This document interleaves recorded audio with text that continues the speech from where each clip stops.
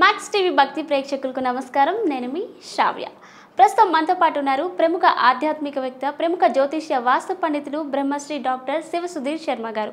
మరి గురుగారితో మాట్లాడి అనేక సందేహాలు ఈ రోజు వీడియోలో తెలుసుకుందాం. నమస్కారం గురుగారు. శ్రీమాత్రే నమః. శ్రీ గురుభ్యో నమః. గురుగారు, ఇప్పుడు ఎవరైనా చనిపోయారనుకో, అంటే చనిపోయిన వెంటనే మనకి కవర్ వస్తుంది, మనం వెళ్తుంటాం కదా.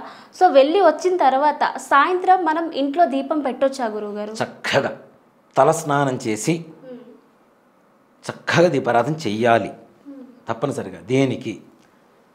దీపారాధన మనిషి చనిపోయిన వెంటనే నెత్తినే పెడతాం దీపం. అవును. మన ఇంట్లో మనం ఎందుకు దీపం పెట్టుకోకూడదు మరి?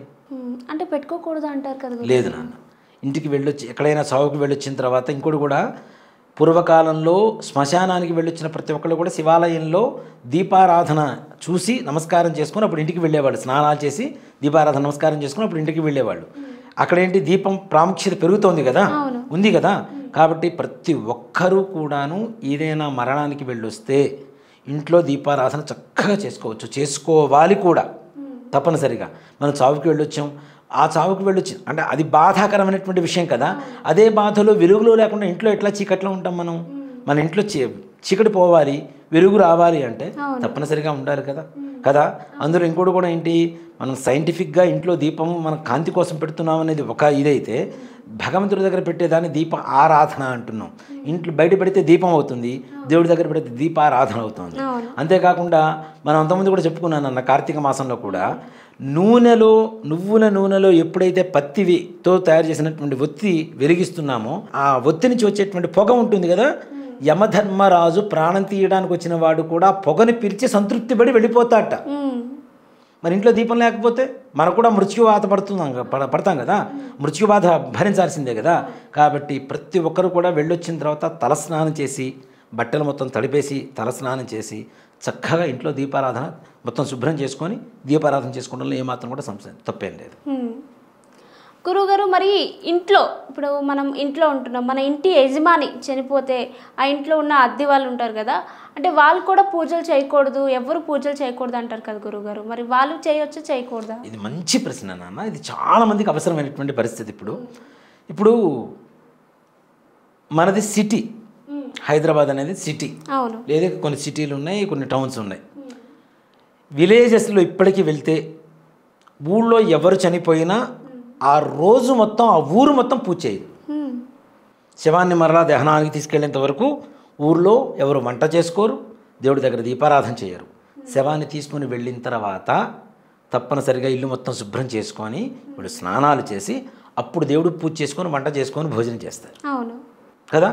అంటే ఏంటి, ఊళ్ళో మనతో పాటు తిరిగినటువంటి వ్యక్తి, మన కళ్ళెదురుగా ఉన్నటువంటి వ్యక్తి చనిపోతే మనకు కూడా బాధేస్తుంది కదా. అది శత్రువైనా బాధేస్తుంది తప్పనిసరిగా కదా. అలాంటిది సిటీ వాతావరణానికి వస్తే కనీసం ఆ వీధులు ఎవరన్నా చనిపోయినా మనం భోజనం చేయడం కానీ, దేవుడి పూజ కానీ, దీపారాధన కానీ చెయ్యకూడదు. అలాంటిది అపార్ట్మెంట్స్, అలాగే కొన్ని పోర్షన్స్ ఉన్నటువంటి ఇంటి యజమానో లేదంటే ఇంట్లో అద్దెకుండే వాళ్ళు ఎవరో ఒకరు చనిపోయారు, మిగిలిన వాళ్ళంతా కూడా దీపారాధన చెయ్యకూడదనే చెప్తాం. ఆ శవదహనం అయిన తర్వాత ఇల్లు మొత్తం శుభ్రం చేసుకొని స్నానం చేసుకొని అప్పుడు దీపారాధన చేసుకొని భోజనం చేయాలి. ఇప్పుడు శవం అంటే ఏంటి, మనకు ఒక బాధాకరమైనటువంటి విషయం కదా నాన్న.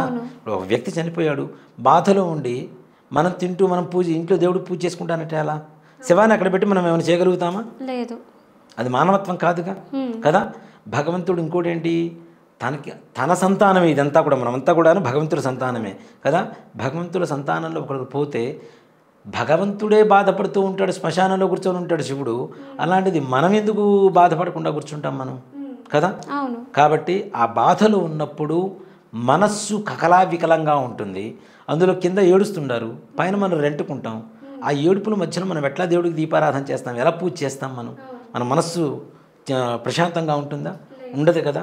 ఒక రకమైనటువంటి భీతి ఉంటుంది. శవం కానివ్వండి, ఏదైనా తద్దెనం పెట్టే ఇల్లు ఉంటుంది, ఆ ఇల్లు కూడా కళావిహీనంగానే ఉంటుంది. కాబట్టి ఆ శవాన్ని తీసుకుని వెళ్ళిన తర్వాత శుభ్రం చేసిన తర్వాత శవదహనమయ్యి ఆ కర్త కొడుకు ఎవరైతే ఉంటాడో, తలకొరు పెట్టినటువంటి కొడుకు ఇంటికి వచ్చి దీపాన్ని చూస్తాడు.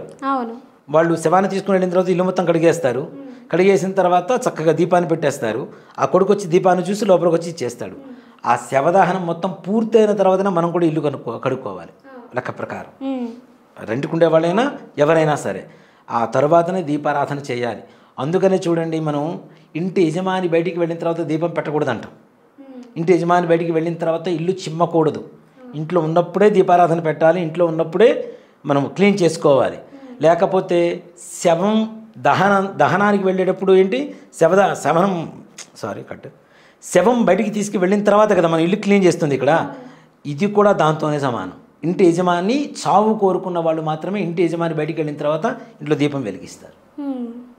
కాబట్టి యజమాని బయటికి వెళ్ళకముందే ఇల్లు చిమ్మాలి, ముగ్గు వేయాలి, దీపారాధన చేసి ఆ తర్వాత ఇంటి యజమాని బయటికి వెళ్ళాలి.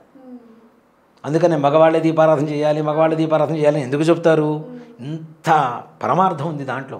ఇంట్లో యజమాని ఉన్నాడు, దీపారాధన చేయకుండా చిమ్మకుండా దీపారాధన చేయుడు, అవునా? దీపారాధన చేసిన తర్వాత బయటికి వెళ్తున్నాడు. సో ఆయనకి మృత్యు భయం అనేటువంటిది ఉండదు. వాహన ప్రమాదాలు ఇట్లాంటివి జరగడానికి అవకాశం తక్కువగా ఉంటుంది. కాబట్టి తప్పనిసరిగా శవం ఉన్నప్పుడు ఇంట్లో దీపారాధన చేయకూడదు. శవాన్ని దహనానికి తీసుకువెళ్ళిన తర్వాత శుభ్రం చేసుకొని ఇంటిని మొత్తాన్ని కూడా చక్కగా నీళ్ళతో కడుక్కొని, ఇంకా అవకాశం ఉంటే ఆవుపంచితం ఉంటుంది కదా, గోమూత్రాన్ని చల్లుకొని అప్పుడు మన తలస్నానం చేసి శుభ్రంగా వంట చేసుకోవడం, దీపారాధన చేసుకోవడం అనేది చేయవలసినటువంటి ఆవశ్యకత.